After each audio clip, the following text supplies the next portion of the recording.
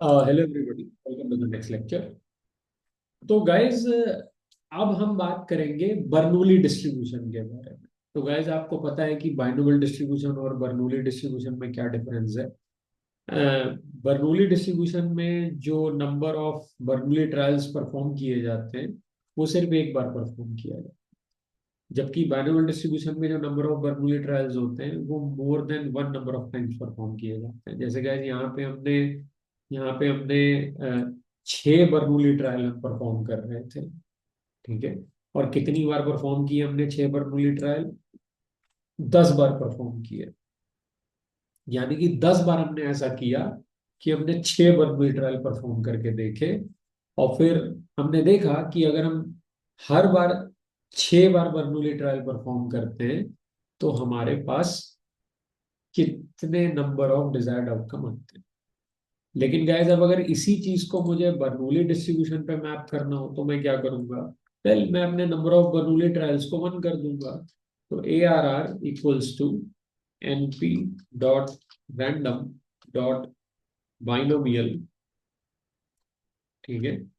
और N की value को मैं 1 कर दूंगा, P की वैल्यू को मैं 0.5 कर दूंगा, और बेसिकली साइज को मैं 10 कर दूंगा या 2,5 कर दूंगा।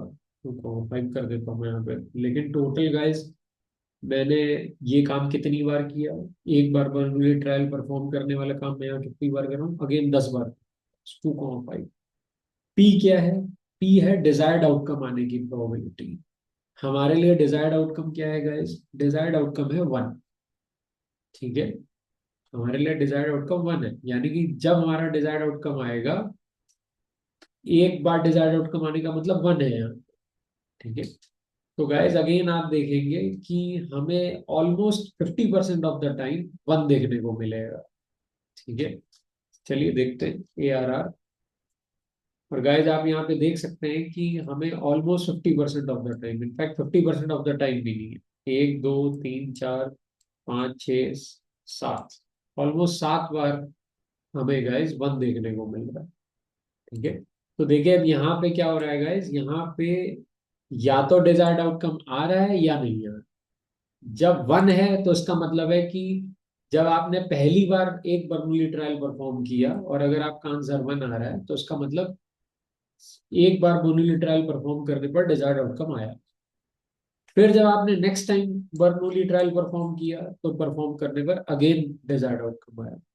फिर आपने जब नेक्स्ट टाइम बर्नूली ट्रायल परफॉर्म किया तो अगेन परफॉर्म करने पर इस बार डिजायर्ड आउटकम नहीं आया।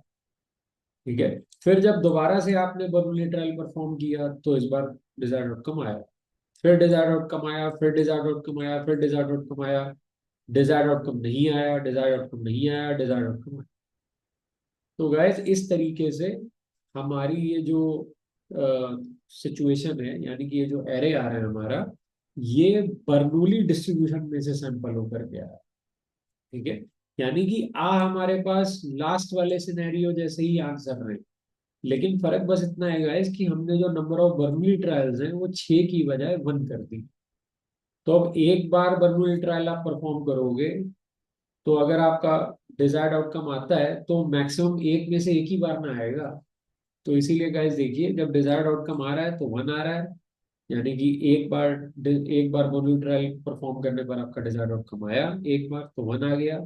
लेकिन अगर गाइस डिजायर्ड आउटकम नहीं आया या zero number of desired outcome आए तो आपका आंसर 0 आया, यानी कि डिजायर्ड आउटकम नहीं है। ठीक है।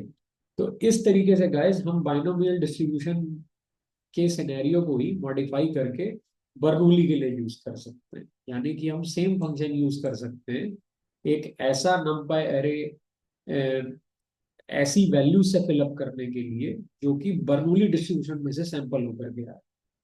ठीक है। तो गाइज, ये भी एक बहुत इंटरेस्टिंग चीज है। ठीक है।